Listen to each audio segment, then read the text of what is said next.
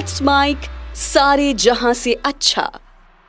आप कांग्रेस की हैं चूंकि, और देश के प्रधानमंत्री नरेंद्र मोदी आपके विरोधी पार्टी के नेता हैं, प्रधानमंत्री हैं, उनमें 10 कमियां होंगी, लेकिन आपको उनकी एक क्या अच्छी चीज लगती है? जो आचार्य जी के प्रति उनकी श्रद्धा थी, वही श्रद्धा वो शायद हर उस व्यक्ति के प्रति रखना चाहते हैं जो देश में धर्म के प्रति आसक्त है। नेता संसद में गंभीर नहीं है, ना भाषण देते हैं, लेकिन चुनाव के समय उनको मैनिपुलेशन आता है, चुनाव जीतने के हथकंडे आते हैं। जब चुनाव का मौका आता है तो फिर जातिवाद देखा जाता है, ये कितना पैसा खर्च कर सकता है, इसके पास कितनी टीम है। अब किसी पर दोषारोपण तो नहीं किया जा सकता कौन क्या कर रहा है, क्योंकि जब तक आप सब्सटेंशिएट नहीं कर सको तब तक किसी चीज पर आरोप नहीं लगाना चाहिए। क्या वो घर के आप काम कर पाती हैं कि जो एक सामान्य गृहिणी कर पाती है? और नहीं अगर कर पाती हैं तो क्या कभी उसके बारे में कुछ ऐसा लगता है कि काश मैं भी कभी खाना बनाती, मैं भी कभी अड़ोस पड़ोस में महिला संगीत हो रहा है और महिलाओं की तरह जाती, कार्यकर्ताओं की भीड़ इससे अलग होके? देखिए, टाइम कंस्ट्रेंट तो हो ही जाता है, क्योंकि आप सार्वजनिक जीवन में आते हैं तो आपका जीवन सार्वजनिक हो जाता है पूरी तरीके से। आखिरी बार कोई ध्यान है आपको कि कभी लाइन में लग के पिक्चर टिकट ली हो, जैसे कॉलेज स्कूल के समय में कभी देखी हो? ये सौभाग्य नहीं मिला मुझे। आज हम चर्चा करेंगे कुछ राष्ट्रीय ज्वलंत मुद्दों की। रोज की तरह आज हम किसी एक विषय पर लेकर आपसे रूबरू होने वाले नहीं हैं। आज हम बात करेंगे राजनीति की। राजनीति की बात वैसे हम रोज करते हैं, लेकिन आज राजनीति में बात महिला सशक्तिकरण की। हम कांग्रेस की एक ऐसी नेत्री से बात करेंगे जिन्होंने पार्षद से अपना कैरियर शुरू किया, नगर निगम में वो कमेटी की चेयरमैन रहीं, उसके बाद कांग्रेस प्रदेश प्रवक्ता रहीं, कांग्रेस की वरिष्ठ उपाध्यक्ष रहीं, राजस्थान समाज कल्याण बोर्ड की अध्यक्ष रहीं। तेज तर्रार महिला नेत्री में उनकी गिनती होती है। तो ज़्यादा भूमिका नहीं बांधते हुए सीधे आपसे मैं परिचय कराता हूँ। आज हमारे साथ हैं डॉक्टर अर्चना शर्मा। जी हाँ, आप नाम से भी जानते हैं उनको और उनके काम से भी जानते हैं। बहुत से लोग हैं जो किसी पद की वजह से पहचान रखते हैं, लेकिन उनकी पहचान उनके पद का मोहताज नहीं है। उनकी पहचान है उनका संघर्ष, और वो जो संघर्ष उन्होंने पिछले 20-22 साल में जयपुर की सड़कों पे किया, नगर निगम में लोगों की समस्याओं के निराकरण के लिए किया, और कांग्रेस को मजबूत बनाने के लिए उनको जो भी जिम्मेदारी प्रदेश स्तर पर और राष्ट्रीय स्तर पर मिली, उनका बखूबी पालन किया। तो मैं आपको उनसे परिचय कराऊं। डॉक्टर अर्चना शर्मा, नमस्कार। आज स्वागत है आपका लेट्स माइक में। और आज के अभी ना कोई चुनाव है, ना विधानसभा के, ना लोकसभा के, ना नगर निगम के, लेकिन हम चर्चा ऐसे विषय पे करना चाहते हैं जिसमें संपूर्ण राजनीति की झलक दिखती हो। बात करेंगे महिलाओं की राजनीति पर भी, कि जो देश में वादे किए जाते हैं कि महिलाओं को हम सशक्त करेंगे, लेकिन आज वस्तुस्थिति क्या है। तो सबसे पहले मेरा सवाल ये है कि बचपन में जो बच्चे होते हैं छोटी आंखों से बड़े सपने देखते हैं। कोई डॉक्टर बनना चाहता है, कोई इंजीनियर बनना चाहता है, कोई आईएएस बनना चाहता है, कोई संगीत में जाना चाहता है, कोई अभिनय के क्षेत्र में। तो आप जब स्कूल कॉलेज की पढ़ाई करती थी तो आपकी छोटी आंखों में क्या बड़े सपने थे? देखिए, आपके साथ पूरी ईमानदारी के साथ बात करूंगी। स्कूल टाइम से लेकर के यूनिवर्सिटी तक कुछ पद ऐसे हुआ करते थे जो मुझे मिल जाते थे अपने आप बिना मांगे, लेकिन आकांक्षा कभी राजनीति में आने की नहीं थी, क्योंकि मैं एकेडमिकली बहुत इंक्लाइंड थी और मुझे लगता था कि एक ऐसे पिता की बेटी होने के कारण जो प्रशासनिक सेवा में बहुत उच्च पद पर है, मुझे लगता था कि कुछ ऐसा करना चाहिए जो अलग हो। और राजनीति बहुत आसान भी नहीं है महिलाओं के लिए, और मेरा जो पिता के पारिवारिक परिवेश की बात करें तो वह राजनीति का कोई सरोकार भी नहीं था। तो मेरा कहने का तात्पर्य है कि सब कुछ सपनों से नहीं होता, प्रारब्ध भी कुछ होता है, और ये प्रारब्ध था कि मुझे राजनीति में आना था। नहीं, लेकिन आपके बचपन में सपने क्या थे? आप क्या बनना चाहती थी? राजनीति में एक संयोग से आ गई, एक परिस्थितियां ऐसी बनी कि आप राजनीति में आई, लेकिन उस समय जब स्कूल में पढ़ते थे, कॉलेज में पढ़ते थे, घर वाले कहते होंगे कि नहीं तुम पढ़ाई में अच्छी हो, पड़ोसी रिश्तेदार डॉक्टर बनो, इंजीनियर बनो, प्रशासनिक सेवाओं में जाओ, तो क्या उस समय ऐसे कोई सपने थे कि भाई मुझे ये बनना है, लक्ष्य जिसको हम कहते सकते हैं? देखिए, आजकल के बच्चों की बात करें तो सपने देख लेते हैं, लेकिन बहुत पुराने भी नहीं हम लोग, लेकिन उस जमाने के हैं जिससे एक दौर देखा है टीवी से लेकर इंटरनेट का। उस समय सपने माता पिता देखा करते थे, और मेरे पिता की इच्छा थी कि मैं प्रशासनिक सेवा में जाऊं। कोशिश तो ऐसा नहीं था कि बहुत ज़्यादा मैं भी उसी तरफ इंक्लाइन थी, लेकिन मैंने कहा ना एकेडमिकली साउंड थी, तो मुझे लगता था कि टीचिंग एज अ प्रोफेशन मुझे बहुत अच्छा लगता था और मैंने उसी तरीके से अपनी शिक्षा दीक्षा को देखा। और एक दौर ऐसा था जब राजनीति में आने से पहले मुझे एक बहुत बड़ा ऑफर मिला था। Centre for Asia Pacific women in politics एक कह सकते हैं संस्था है जो यूनाइटेड नेशंस के साथ एसोसिएटेड मानी जाती है, एक तरीके से, पूरा एसोसिएशन नहीं है। उसकी फोकल पॉइंट साउथ एशिया की बनाने का एक ऑफर आया था। उससे पहले एक विदेशी यूनिवर्सिटी में प्रोफेसरशिप का भी ऑफर आया और मैंने उसके लिए हाँ भी कर दी थी। कि मैंने आपसे कहा ना, प्रारब्ध जो होता है उसको कोई नहीं टाल सकता। बिल्कुल। और मुझे नगर निगम का चुनाव लड़वा दिया गया। तो मतलब कह सकते हैं कि सपना नहीं था, जो माता पिता का सपना था कि प्रशासनिक सेवा में जाएं, उसके बाद भी कई आपने बताया जैसे संयुक्त राष्ट्र संघ से जुड़ी संस्थाओं के ऑफर आए आपको, लेकिन उसमें जाने की बजाय राजनीति की तरफ आपके कदम मुड़ गए। तो क्या ऐसी परिस्थितियां बनी जब आपका राजनीतिक माहौल जो आप बता रही हैं पिताजी के या परिवार के पीयर में नहीं था, और यहाँ आकर ऐसे एकदम अचानक से राजनीति में प्रवेश करने के क्या ऐसे अवसर बने, क्या परिस्थितियां बनी? किसी ने आपको परस्यू किया, किसी पार्टी ने, या अंदर से कुछ ऐसी आकांक्षा जगी कि मैं राजनीति में अगर भाग गजमाऊं तो शायद अच्छा होगा? देखिए, अनायास ही होते हैं राजनीति में प्रवेश होने का। जो एक मौका हुआ अनायास ही हुआ। दिवंगत या कह सकते हैं राजनीति में मेरी एक तरह से प्रेरक भी रही हूँ, डॉक्टर गिरजा व्यास। वो हमारे परिवार से उनके ताल्लुकात थे और किसी पारिवारिक कार्यक्रम में हमारे घर आई। उस समय नगर निगम के जो बोर्ड बना था 94 में, उसका सेकंड टेन्योर आने वाला था 99 में, और मैं उनसे पहली बार ही मिली थी। उस समय वो प्रदेश अध्यक्ष थी और उसके बाद नारायण सिंह जी प्रदेश अध्यक्ष बने। तो गिरजा जी ने जब मुझे देखा तो उन्होंने कहा कि तुम जैसी महिलाओं को राजनीति में आना चाहिए, और वही एक दूरी बनी या सूत्र बनी जिसके आधार पर मैं राजनीति में आई। देखिए, आपकी पारिवारिक पृष्ठभूमि के बारे में जितने भी लोग जानते हैं, प्रदेश में नहीं देश में, पारिवारिक जो पृष्ठभूमि थी ससुराल में आने के बाद वो अलग किस्म की थी।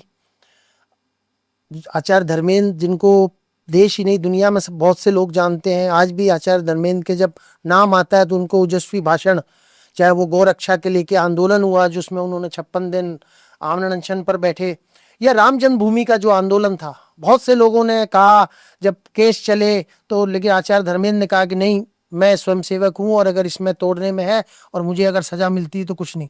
ऐसी पारिवारिक पृष्ठभूमि से होते हुए कांग्रेस की तरफ जो झुकाव रहा, वो क्या गिरजा व्यास जी की समझाइश का असर था या कुछ और? देखिए, इसमें जब आपने इतनी बड़ी पृष्ठभूमि बताई है तो आप सोचिए कि ऐसी शख्सियत, एक विराट शख्सियत जिनकी बहुत बड़ी भूमिका राम मंदिर निर्माण में रही हो, उनकी पुत्रवधू यदि कांग्रेस में जाती तो उनका हृदय कितना बड़ा होगा।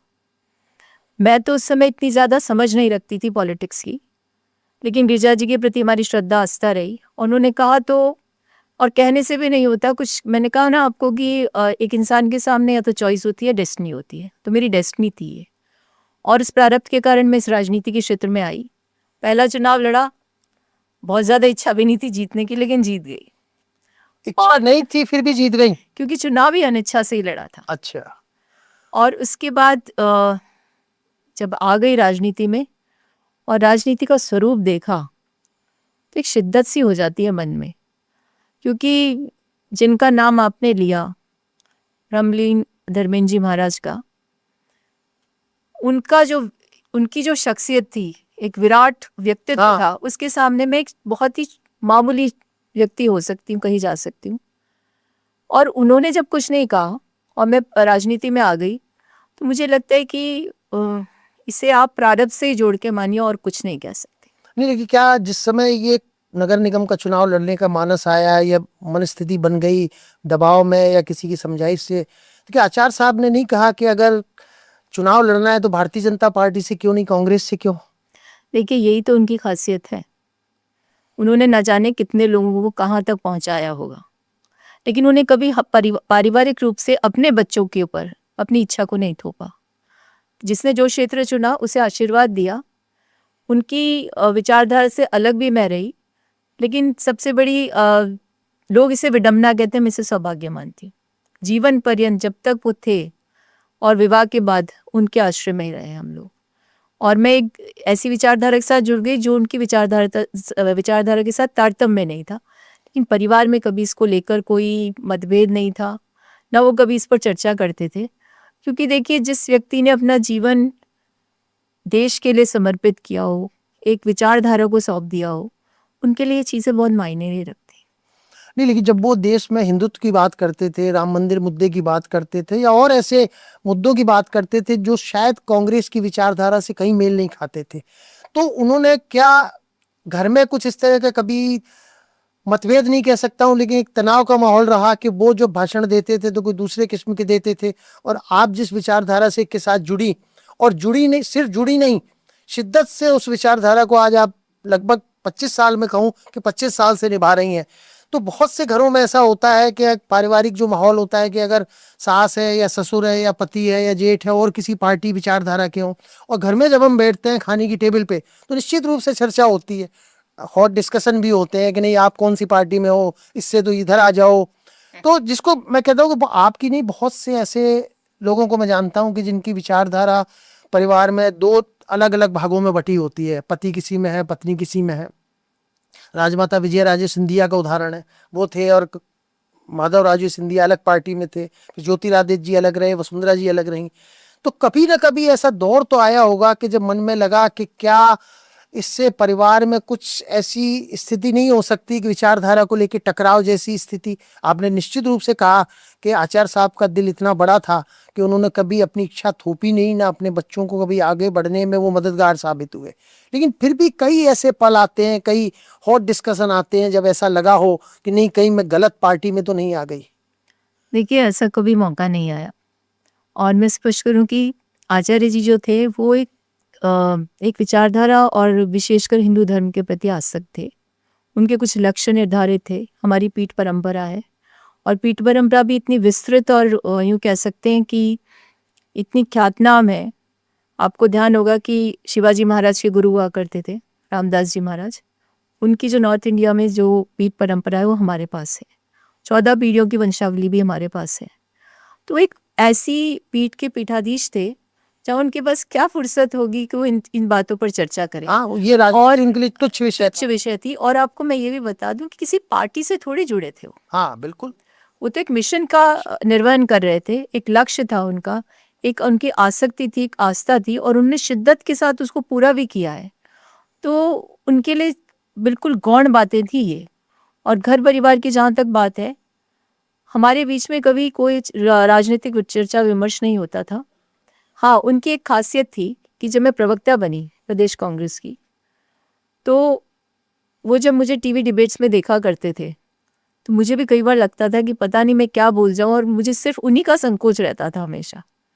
मुझे उस दिन बहुत खुशी हुई जब एक बार उन्होंने मुझसे कहा कि तुम में ये गुण कहाँ से आया, मुझे तो पता ही नहीं था, तुम मेरी बच्ची हो, तुम्हारी भंगिमाएं नहीं बदलती हैं। तो महाराज जी आपका कॉम्प्लीमेंट है मेरे लिए। तो उन्होंने कहा कि दुनिया में लोग मुझे ओजस्वी वक्ता कहते हैं, और कहते क्या वो थे भी। उनकी वाणी की बराबरी, उनकी सोच की, उनके बयानों की, उनके इंटरप्रिटेशन की कोई तुलना नहीं की जा सकती। ऐसे व्यक्ति के द्वारा यदि आपको कोई कॉम्प्लीमेंट मिला हो तो यही मुझे मिला बस। अगर राजनीति में आप कुछ जानना चाह रहे हैं कि मुझे क्या उनसे संवाद और उनके साथ, तो मुझसे ये कहा कि ये बहुत बड़ी उपलब्धि है कि तुम्हारी भंगिमाएं नहीं बदलती, ना तुम क्रोधित होती हो और ना तुम किसी तरह से अपने एक्सप्रेशंस बदलती हो। तो ऐसा संवाद ज़रूर हुआ है। हाँ, वो ज़रूर ये कहा करते थे कि ये राजनीति का जो क्षेत्र है ना, ये बहुत जटिल भी है और बहुत इतना कॉम्प्लेक्स है कि कई बार मुझे लगता है कि तुम जैसी महिला के लिए नहीं है। ये ज़रूर मुझसे वो कहते थे। उन्होंने कभी मुझे रोका नहीं। लेकिन जब आपने ये बात कही कि महाराज साहब ये कहते थे कि राजनीति तुम जैसी महिलाओं का के लिए जाने की नहीं है, जगह नहीं है, आज जब 25 साल की राजनीतिक यात्रा को आप पन्ने पलटती है, पार्षद से लेके प्रदेश प्रवक्ता का पद, प्रदेश प्रवक्ता से लेके वरिष्ठ उपाध्यक्ष का पद, समाज कल्याण बोर्ड का पार्टी ने आपको विधानसभा में चुनाव लड़ने का मौका भी दिया, तो क्या उनकी वो जो बात कि राजनीति में पग पग पे बाधाएं हैं, वो भले ही राजनीति में नहीं रहे लेकिन उन्होंने राजनीति के हर स्वरूप को, हर दौर को देखा होगा, तो आज 25 साल में कहीं आपको ये लगता है कि कहीं राजनीति में आके गलती तो नहीं की? जो ये बाधाओं की बात है, जो आज की राजनीति के जिस हम दौर में देख रहे हैं उसकी बात अगर करें तो देखिए, ऐसा तो नहीं लगता कि गलती कर दी है, इन कई बार ऐसा लगता है कि यदि उस समय ही रास्ता दूसरा चुना होता तो किसी और स्थान पर जो इच्छित था वो मिल जाता। हाँ, राजनीति में जिस पार्टी से मैं जुड़ी उन्होंने दिया भी मुझे बहुत कुछ है, लेकिन चुनाव जहाँ से लड़वाया वो पार्टी की जीतने वाली सीट नहीं थी। और देखिए, हर व्यक्ति जो राजनीति में आता है वो यही सोच के आता है कि किसी न किसी समय उस चुनावी सियासत का हिस्सा बने और उसमें उसको जीत दर्ज करवा सके वो। तो नगर निगम में निश्चित रूप से उसी विधानसभा से जहाँ से चुनाव लड़ती हूँ वहाँ पर कभी पार्षद नहीं हुआ करते, 2 बार जीती और अच्छे वोटों से जीती। नगर निगम में नेतृत्व का मौका भी मिला।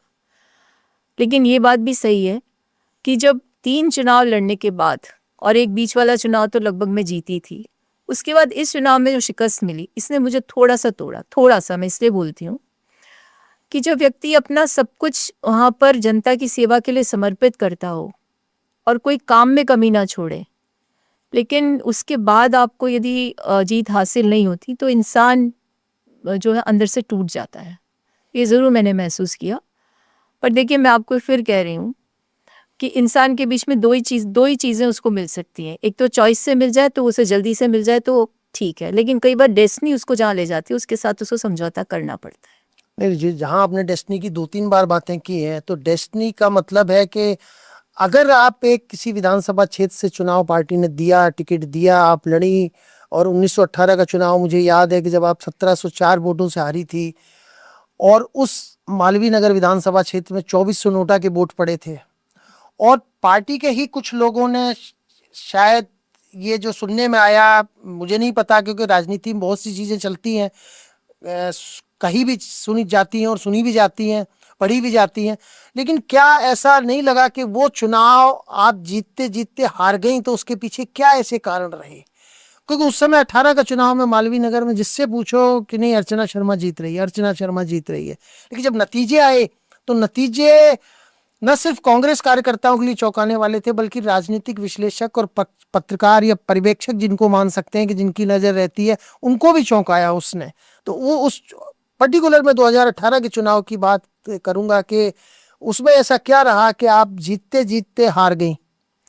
देखिए, लोग कई कारणों को एट्रीब्यूट करते हैं और मैंने तो देखा भी है, क्योंकि 25 साल से मैं सक्रिय राजनीति का हिस्सा हूँ, कि लोग दूसरों पर दोषारोपण भी कर देते हैं। अपनी हार जीत के लिए तो खुद को श्रेय देते हैं और हार पर दूसरों पर दोषारोपण करते हैं।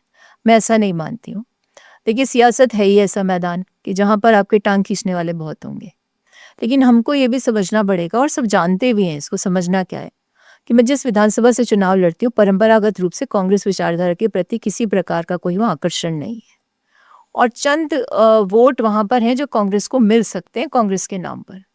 जब मैं 13 का चुनाव लड़ी थी तो जितना 2008 में जो प्रत्याशी लड़े उनके बराबर मुझे भी वोट मिले, और वो चुनाव ऐसा था कि 17-18 दिन में आपको सूचना दी गई कि आपको यहाँ से चुनाव लड़ना है।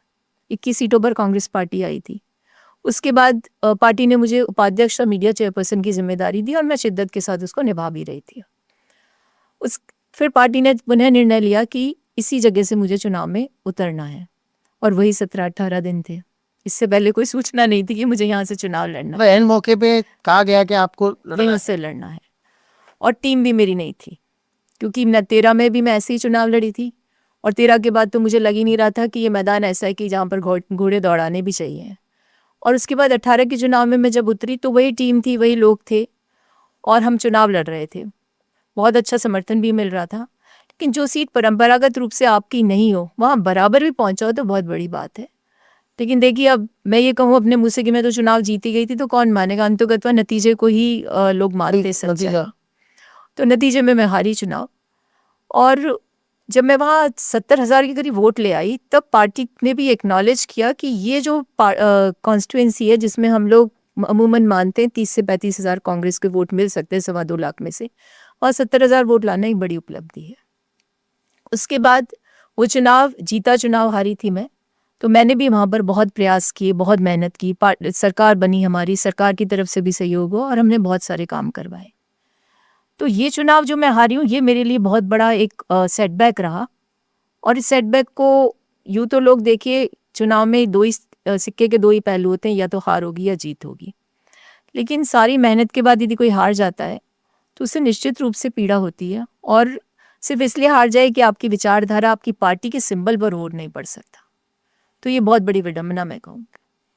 नहीं, लेकिन जब अगर आप 2 चुनाव वहाँ पे मालवीय नगर में लगातार हारी, बहुत से नेताओं के मन में आता है क्या ये सीट हमारी पार्टी के लिए फेवरेबल नहीं है, या मैं दूसरी सीट से अगर भाग्य आजमाऊं तो शायद हवा महल जहाँ आपका बचपन बीता, शायद पियर जहाँ आपका रहा, क्या कभी दिमाग में ये नहीं आया कि मैं मालवीय नगर छोड़ के अगर हवा महल से चुनाव लड़ूं तो शायद मेरे लिए फेवरेबल हो सकता है, पार्टी के लिए मैं सीट निकाल सकती हूँ? देखिए 18 में पार्टी का निर्णय था केंद्रीय स्तर पर कि मुझे दूसरी सीट से लड़वाया जाए। पर देखिए निर्णय जब होते हैं तब बात कुछ होती है, कुछ और निकल जाता है उसका परिणाम। इस बार 18 तक भी मेरी कोई इच्छा नहीं थी यहाँ से चुनाव लड़ने की, लेकिन 18 के बाद जो मैंने मेहनत की यहाँ, उसके कारण मुझे लगता था कि मैं निश्चित रूप से यहाँ से चुनाव जीतूंगी, क्योंकि हर घर में मेरी पहचान हो चुकी थी, हर कॉलोनी में लोगों को मैं व्यक्तिशः जानती थी, नाम से बुला सकती थी, और हमने काम भी बहुत किए थे। पर आप इस चीज़ को समझिए कि चुनाव ना बहुत जटिल प्रक्रिया होती है, बिल्कुल बिल्कुल, राजनीति बहुत और चुनावी प्रक्रिया में परसेप्शन, कोई किसी बात का कि अफवाह उड़ जाना, पार्टी के प्रति क्या सोच रही है, सरकार का कैसा काम है, इन सबका आकलन किया जाता है। तो मुझे इस चुनाव को हारने के बाद मेरी समझ से परे था मैं चुनाव क्यों हारी, क्योंकि मुझे लगता था कि विकास ही सब कुछ होता है। पर चुनाव हारने के बाद जब मैं लोगों से मिली तो रिसेप्शन तो वैसे ही था, बहुत आत्मीयता के साथ मुझसे लोग मिल रहे थे, मेरे कामों को गिनवा रहे थे, सदाशयता भी व्यक्त कर रहे थे। लेकिन कुछ लोग जो साफगोई के साथ भी बोलते हैं, उन्होंने कहा कि एक व्यक्ति अपनी पर्सनालिटी पर, अपने व्यक्तित्व पे जो वोट ला सकता है वो तुम लेकर के आई हो, लेकिन जो बाकी वोट होते हैं वो पार्टी सिंबल पर भी डलते हैं। तो ये जो कॉन्स्टिट्यूंसी है इसमें पार्टी सिंबल पर वोट नहीं डला, और इसका कारण आप भी जानते हैं कि कुछ पोलराइजेशन हुआ, कुछ सरकार की के द्वारा, या यूँ कह सकते हैं कि एक घटनाक्रम घटा जयपुर में, जिसके कारण ध्रुवीकरण बहुत तगड़ा हो गया था, और उसका खामियाजा हमें भी भुगतना पड़ा। नहीं, लेकिन जैसे आप कह रही हैं कि आपकी बातों को अगर मैं समझूं, उसका निचोड़ निकालूं कि चुनाव एक जमाने में शायद विकास, सिद्धांत और विचारधारा के आधार पर लड़े जाते थे, लेकिन अब पिछले 15-20 सालों से जो चुनाव लड़ना सिर्फ चुनाव जीतना रह गया है, उसमें हथकंडे भी शामिल होते हैं, उसमें पैसे का प्रयोग भी होता है, उसमें साजिशें भी होती हैं, उसमें षड्यंत्र भी होते हैं। और आज की तारीख में जो भी लोग हारते हैं वो विपक्षी पार्टी के मुकाबले अपनी पार्टी के कार्यकर्ताओं को कहीं ना कहीं करते हैं कि इन लोगों ने साथ नहीं दिया। तो क्या आपको लगता है कि चुनाव में कांग्रेस हमेशा पूरी तरह से आपके साथ खड़ी रही? देखिए पार्टी संगठन में 2 तरह के लोग होते हैं, एक कार्यकर्ता होता है, एक नेता होता है। मालवीय नगर की विडंबना है, नेता ज़्यादा है, कार्यकर्ता नहीं। तो जो नेता है या तथाकथित नेता बनना चाहते हैं, अब देखा पूरे राजस्थान ने, पूरे भारत ने ही देख लिया होगा कि विरोध चरम पर था, और विरोध का कारण क्या था मुझे समझ नहीं आया। 5 साल मैंने मेहनत की और 2 महीने में विरोध शुरू हो गया, दावेदार बहुत सारे पैदा हो गए और एक वातावरण निर्मित किया गया। तो उसका दुष्परिणाम ये होता है कि जिस कॉन्स्टिट्यूंसी में आपके परंपरागत वोट ही नहीं है, जहाँ आपने जो भी कुछ करना है, अर्जित करना है, या जो कुछ भी करना है, जिस स्नैच भी करना है वोट, तो वो आपको दूसरी पार्टी का ही लेना है। उस समय यदि माहौल को कोई खराब करने लगता है तो उसका विपरीत पर प्रभाव पड़ता है, और वो हुआ। वैसे तो हर नेता के साथ होता है, क्योंकि उसके विरोधी बहुत होते हैं, आगे बढ़ने वाले की टांग तो खींची ही जाती है ना, पर यहाँ कुछ ज़्यादा ही खिंचाई हो रही थी। नहीं, मैं इसलिए ये सवाल पूछ रहा हूँ कि जिस समय 2023 के टिकट का वितरण चल रहा था, उस समय मैं भी अपने संस्थान के लिए कवरेज के हिसाब से दिल्ली गया हुआ था और कांग्रेस मुख्यालय गया था मैं। तो कांग्रेस मुख्यालय में अगर राजस्थान के 300 कार्यकर्ता थे तो उसमें 200 कार्यकर्ता मालवीय नगर विधानसभा क्षेत्र के थे, और कम से कम 10 टिकट के दावेदार थे जो वहाँ कांग्रेस की सह प्रभारी अमृता राव जी थी, उनसे मिले। और मैंने बहुत गौर से सुना, चूंकि मैं राजस्थान से था, मालवीय नगर जयपुर का रहने वाला हूँ। 8-10 लोगों ने अमृता राव से एक सवाल किया कि मैडम, अर्चना जी के अलावा आप हम में से किसी को भी सीट टिकट दे दो, हम जीत की गारंटी लेते हैं। अमृता राव जी ने कहा कि मैं 10 मिनट बाद फिर आऊंगी, 10 मिनट में आप लोग सब ये तय कर लो कि आप 10 में से कौन को आप तय करना चाहते हो, मैं उसके लिए भरसक प्रयास करूंगी। और जब 10 मिनट बाद वो आई तो वो सब लोग गायब थे, क्योंकि शायद उनमें से अर्चना शर्मा को तो सब रोकना चाहते थे, लेकिन उनके मन में थी कि अर्चना शर्मा रुके तो मुझे मिले।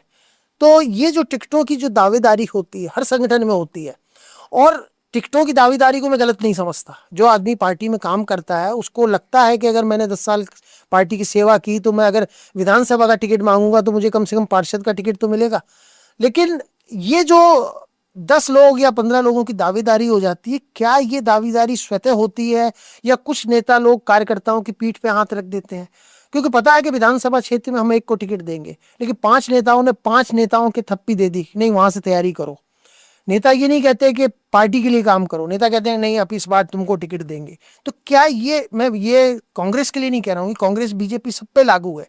जो टिकटार्थियों की भीड़ है, ये जो दर हर साल बढ़ती जा रही है, क्या इसके पीछे सिर्फ कार्यकर्ता दोषी है या कहीं ना कहीं हर पार्टी का नेतृत्व भी इसमें कुछ दोषी आप मानती हैं इसको?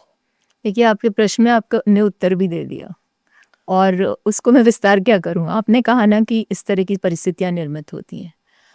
देखिए, चुनाव में या राजनीति में जो भी हिस्सा लेता है उसके मन में होता है कि वो चुनावी प्रतिभागिता का हिस्सा बने। लेकिन मुझे समझ नहीं आता कि कहते हैं ना एनिमल किंगडम में इंसान सबसे समझदार है, वो विवेकशीलता कहाँ चली जाती है। हर व्यक्ति को आत्मा अवलोकन करना चाहिए, अपना आकलन करना चाहिए कि मैं टिकट के पात्र भी हूँ या नहीं हूँ। और फिर आपने कहा 10-15, मुझे तो ऐसे लगा 35 लोग थे। वो 33 होंगे, मैं 35 बता रहा हूँ कि 5-7 चेहरों को मैं जानता इनकम था। हो गए थे 38 थे 18 में। अब उन 35 में से मालवीय नगर के में रहने वाले तो 2-4-5 ही थे, उसमें से कुछ वरिष्ठ नागरिक भी हैं। और वो सीनियर सिटीजन, मैं कहती हूँ ना, जो उम्र दराज होता है व्यक्ति, तो उसमें ज़्यादा विवेक आ जाता है। मैं तो ऐसा मानती हूँ, थोड़ा संयमशील आना चाहिए। हाँ, और थोड़ा संयमशील भी होता है। लेकिन मुझे लगता है वहाँ थोड़ी कमी दिखाई दी उनकी। और देखिए, राजनीति में एक बात हर व्यक्ति को समझ आ जानी चाहिए कि आप अपनी पैरवी कर सकते हो, लेकिन किसी की बुराई करके अच्छाई हासिल नहीं कर सकते। तो शायद उन्होंने वो सबसे बड़ा जो गलती की वो शायद यही थी। और लाइव टेलीकास्ट भी हुआ उसका, मैं भी देख रही थी। तो सियासत में आपको अगर यह आकलन ही नहीं है कि आप दावेदार हो या नहीं हो और आप भीड़ का हिस्सा बने हो, तो मैं समझती हूँ प्रायोजित कार्यक्रम था। और प्रायोजित कार्यक्रम का जो हिस्सा है वो सीरियस कंटेंडर हो ही नहीं सकता। पार्टी इस चीज़ को समझती है, चाहे वो कोई भी पार्टी हो। तो ये परिस्थिति सबके सामने उत्पन्न हुई थी। हम देखो राजनीति में महिलाओं के सशक्तिकरण की बात करते हैं, और देश को आज़ाद हुए 78 साल हो गए। बहुत सालों से ये कोशिश चल रही है कि देश में 1/3 महिलाओं को लोकसभा और विधानसभा में नगर निगम की तरह आरक्षण दिया जाए। पिछली विधानसभा जो राजस्थान की 2023 के चुनाव हुए उसमें 200 में से 21 महिलाएं आई, 10%। 543 की लोकसभा में 74 महिला सांसद आई, 14%। आज भी जब हम देखते हैं कि देश में 14 प्रधानमंत्री हो गए, उनमें सिर्फ इंदिरा गांधी का नाम छोड़ दो तो 13 बाकी पुरुष प्रधानमंत्री थे। राजस्थान की हम चर्चा करें तो 14वें मुख्यमंत्री भजन लाल जी हैं। एक वसुंधरा राजे को छोड़ दो तो आप 13 मुख्यमंत्री पुरुष थे। तो राजनीति में हम महिला सशक्तिकरण की बातें तो सभी दल करते हैं, लेकिन जब टिकट देने की बात आती है तो महिलाओं के मामले में राजनीतिक दल थोड़े कंजूस क्यों हो जाते हैं? देखिए, अब मैं एज ए पॉलिटिशियन नहीं बात करूंगी आपसे। हाँ बिल्कुल, ये सवाल पॉलिटिशियन का नहीं है, ये राजनीति में महिलाओं के जो भूमिका है उस पर सवाल है। देखिए, मैंने एक वुमेन इन पॉलिटिक्स कॉन्फ्रेंस हुई थी स्वीडन के हामस्टर्ड में, उसमें मैं भी प्रतिभागी थी और मेरा पेपर भी था उस पर। तो और वो एक तरह की वर्कशॉप भी थी। तो आपको ध्यान होगा कि नॉर्डिक स्टेट्स जो हैं यूरोप के, वहाँ पर महिला सशक्तिकरण को अंजाम देने का तरीका दूसरा, रिजर्वेशन नहीं है। वहाँ पर महिलाएं कैसे राजनीति में उसका रास्ता सुगम किया जाता है। अब हमारी जैसी स्थितियाँ तो है नहीं कि जॉइंट फैमिलीज़ हैं कि महिला अगर मान लीजिए पॉलिटिक्स में चली भी जाती है, समाज सेवा में, तो उसको आर्थिक रूप से सशक्त होना ज़रूरी नहीं यदि परिवार सक्षम हो तो। लेकिन विदेशों में ऐसी स्थिति नहीं है। तो वहाँ पर जो महिलाएं राजनीति में आने के इच्छुक होती हैं उनको स्टाइपेंड देती है पार्टी, और उनके लिए एक माहौल क्रिएट किया जाता है। यंग वुमेन है, बच्चे हैं, तो क्रैचेस उनके लिए बनाए जाते हैं। उसके अलावा उनके लिए जो फैसिलिटीज़ होनी चाहिए वो सारी वहाँ पर दी जाती हैं, और कोशिश ये की जाती है कि वो डिस्करेज ना हो, इसलिए उनको उन क्षेत्रों में उतारा जाए जहाँ वो थोड़ा आसानी से चुनाव जीत सकते। हमारे देश में वैसे तो देखा जाए तो अमेरिका में भी कोई बहुत अच्छी स्थिति नहीं है, वहाँ भी नहीं हुआ ऐसा। और यूके में भी आ जाएं तो बहुत, मतलब किसी भी देश में जाएंगे तो 14% से अबव रिप्रेजेंटेशन नहीं है महिलाओं का। और आपको ध्यान है ना, वो कहाँ की प्राइम मिनिस्टर थी, नॉर्वे की थी, कहाँ की थी, जिन्होंने अभी इस्तीफा दिया, मुझे बिल्कुल ध्यान मेरे दिमाग से निकल रहा है। तो वो बोली कि मैं पूरे टैंक फुल ऑफ एनर्जी आई थी, लेकिन मुझे जाना है क्योंकि आई एम सैप्ड इसलिए कि मैं कोऑर्डिनेशन नहीं बिठा पा रही हूँ परिवार और अपने क्षेत्र के साथ। तो महिलाओं के साथ ये दुविधा तो रही है। अब स्वतंत्रता आंदोलन के समय भी आप देखें तो महिलाओं ने पुरुषों के बराबर भूमिका निभाई थी। उस दौर में तो पेट्रियार्कल सोसाइटी का बहुत बड़ा वर्चस्व था। तो वहाँ लड़ाई सिर्फ इससे नहीं लड़नी थी कि अंग्रेजों से लड़ाई लड़नी, उनको वहाँ भी लड़नी थी उस परिवेश से, अपने परिवेश से भी जहाँ उनकी एक्सेप्टेंस नहीं थी। और आप देखिए कि कभी वो शील्ड के रूप में इस्तेमाल की गई, कभी वो एजुकेटर के रूप में इस्तेमाल की गई। कई महिलाओं ने, मैंने पढ़ा इतिहास में, साइनाइड तक खाया कि उनको पकड़ लिया गया था। ऐसी अवस्था में आज तक फुटनोट्स में ही उनकी वर्णन मिलता है, कोई उनको मेन स्ट्रीमिंग उनकी नहीं हुई है। तो ये समाज की जो सोच है ना पेट्रियार्कल सोसाइटी की, आज तक अक्षरशः लागू होती है। वो किसी भी क्षेत्र में चले जाइए, राजनीति में नहीं, सब क्षेत्रों में है। और राजनीति इसलिए सबसे ज़्यादा दुविधा का क्षेत्र है क्योंकि देखिए, आपको यदि सिविल सर्वेंट बनना है, परीक्षा दे लीजिए, मार्क्स आ गए, इंटरव्यू पास कर लिया, आप बन जाएंगे। आपको एक बार में करना है ये सारा काम, और उसके लिए आप 2 साल 3 साल की मेहनत कर लीजिए। राजनीति में आपकी कॉपी कौन जांच रहे हैं? लाखों लोग, मतदाता लाखों लोग, और रोज जांच रहे हैं। और चुनाव में जांचने के समय कुछ मतदाता बिल्कुल सभी समझदार होते हैं, वो हर आदमी अपनी समझ से वोट दे रहा है। तो कुछ समझदार किसी के समझाइश से हो जाते हैं, कुछ समझदार स्वयं होते हैं, कुछ ज़्यादा विवेकशील होते हैं।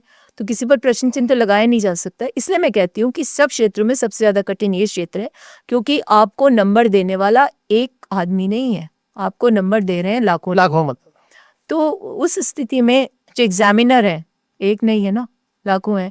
तो आपको बहुत बड़ी परीक्षा से गुजरना पड़ता है। तो आपने सही कहा कि अगर पॉलिटिकल पार्टीज, अभी जैसे केंद्र सरकार ने कहा है कि महिला आरक्षण किया जाएगा और उसको कंडीजेंट कर दिया उसके साथ, सेंसस के साथ, तो मैं समझती हूँ अगर ये भी हो जाता है तो बहुत बड़ी उपलब्धि होगी। और महिलाओं के आने से बहुत फ़र्क पड़ता है। मैं आज आपको बताऊँ, महिलाएं जब आती हैं राजनीति में या किसी भी क्षेत्र में, तो वहाँ के वातावरण की शुद्धि होती है। शुद्धि से तात्पर्य है कि वहाँ वातावरण डिसिप्लिन्ड हो जाता है, संयमित हो जाता है, भाषा जो होती है उस पर नियंत्रण आ जाता है। और सबसे बड़ी उपलब्धि महिलाओं की राजनीति में आने से ये होती है कि जब डिबेट होना है किसी मुद्दे पर, तो डिबेट वास्तविक मुद्दे पर होगा। आज देखिए ना, कहाँ डिबेट्स होते हैं। पार्लियामेंट में जो मुद्दों पर चर्चा होनी चाहिए वो तो होती ही नहीं है। आज दिल्ली में वाटर लॉगिंग हो रही है, कोई मतलब नहीं। मुंबई डूब रही है, कोई मतलब नहीं। उत्तरकाशी की स्थिति खराब हो रही है। मेरा अगला सवाल यही था। हाँ। कि आपने जो डिबेट की बात की कि डिबेट का स्तर गिर रहा है, आप प्रवक्ता रही हैं, कांग्रेस प्रदेश की प्रवक्ता रही हैं, नेशनल लेवल पे भी आपने बहुत जो भी दायित्व दिया उसको बखूबी समझाया। लेकिन आज के हम प्रवक्ताओं की अगर बात करें किसी भी पार्टी में, ये बीजेपी, कांग्रेस या कम्युनिस्ट या टीडीपी की बात नहीं कर रहा, जो प्रवक्ता आज राजनीतिक दलों के आ रहे हैं, चाहे प्रदेश स्तर पर चाहे नेशनल लेवल पे, टीवी पे जो डिबेट होती है, उस डिबेट में डिबेट का तो मुद्दा गायब रहता है। और जो जिसको कहते हैं कि हम विचारधारा और सिद्धांत के प्रति जो तर्क वितर्क है, उसकी जगह हमने व्यक्तिगत दुश्मनी ले ली है और इस तरह की भाषा का इस्तेमाल हो रहा है। तो जो आने वाली हमारी पीढ़ी है, वो जो राजनीति को हम कहते हैं कि राजनीति में ज़्यादा से ज़्यादा लोगों को आना चाहिए, पार्टिसिपेट करना चाहिए, लोगों को लगता है कि यही राजनीति है। डिबेट का जो स्तर है, अच्छे अच्छे प्रवक्ता बहस की तैयारी करके नहीं आते हैं, किन मुद्दों पर बोलना है और किन मुद्दों पर नहीं बोलना। तो क्या इसमें जो प्रवक्ता हैं, इनके लिए आप क्या सुझाव देना चाहेंगी? क्योंकि आप इस लंबे समय इस पद पे रही और बखूबी आपने उस अपने दायित्व को निभाया है। तो राजनीतिक दलों को क्या करना चाहिए और प्रवक्ताओं को क्या करना चाहिए? देखिए, इसमें खाली प्रवक्ताओं के लिए नहीं हो सकता डायरेक्शन, क्योंकि वो तो एक पार्टी का प्रतिनिधित्व करने आते हैं और मुझे नहीं लगता तैयारी से नहीं आते, वो आते ही होंगे। पर जब मुद्दा ही नहीं रहता, जिस मुद्दे पर बुलाया जा रहा है वो मुद्दा ही नहीं रहेगा, तो क्या चर्चा होगी? देखिए, इसका कारण है कि पॉलिटिक्स परफॉर्मेटिव हो गई है। अब आप जितनी अच्छी परफॉर्मेंस देंगे उतनी आपकी अपील बढ़ जाएगी। और ज़माना कुछ ऐसा हो गया, बहुत तेज़ी से हुआ है। इसलिए हुआ कि ये जो इंटरनेट की जो पेनिट्रेशन हुआ और उसके साथ साथ टेक्नोलॉजी का जो एक तरह से हर दिन प्रोग्रेसिव टेक्नोलॉजी हो रही है, वो हम पर हावी हो गई। आप खुद देखिए ना कि जहाँ हम लोग सीरियल्स देखा करते हैं, माइक्रो ड्रामा पे आ गए। आज कोई साथ बैठ कर टीवी देख रहा है क्या? सबके हाथ में मोबाइल है, देख नहीं सकते, साथ बैठ के देख नहीं सकते। तो डिबेट्स का स्तर जिस तरह का हो गया ना, उसमें सिर्फ प्रवक्ता का दोष नहीं है। उस डिबेट को संचालन करने वाले, जैसे आप और हम संवाद कर रहे हैं, ये शुचितापूर्ण संवाद हो रहा है, लेकिन वहाँ पर परफॉर्मेंस हो जाती है।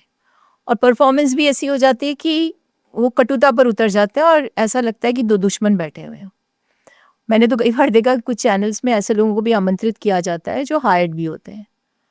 तो जो अटेंशन स्पैन है उसकी कमी आ गई, लोगों की विवेचना करने की शक्ति कम हो रही है, एकदम क्षीण होता जा रहा है हमारे सोच का स्तर।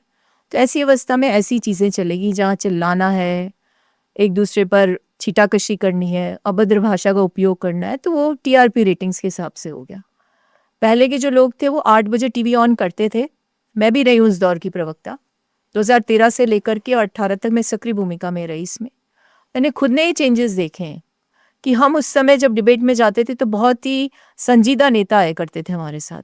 धीरे धीरे धीरे धीरे इतने चैनल्स हो गए, समय प्रतिस्पर्धा हो गई, टीआरपी रेटिंग्स का मुद्दा हो गया, तो प्रवक्ताओं की संख्या भी बढ़ गई और प्रेशर भी बढ़ गया कि इतने बजे यहाँ पहुँचना है, ये पहुँचना है। तो वो जब आप किसी चीज़ से कॉम्प्रोमाइज़ करते हो, कंपटीशन बढ़ जाता है, तो फिर क्वालिटी से भी कॉम्प्रोमाइज़ हो जाता है। बिल्कुल आपने सही कहा कि अगर हमारा उद्देश्य सिर्फ टीआरपी को बढ़ाना है तो जो मुद्दे अपने आप गौड़ होंगे। जिन मुद्दों को लेकर हम चर्चा करना चाहते हैं वो मुद्दे नहीं रहते। वही बात आपने लोकसभा या राज्यसभा की, हम विधानसभाओं पे भी लागू देखते हैं। एक समय था जब जवाहरलाल नेहरू का दौर था, पहली प्रथम संसद थी, तो 135 दिन, 365 में 135 दिन संसद चलती थी। आज स्थिति 55 दिन पे आ गई है।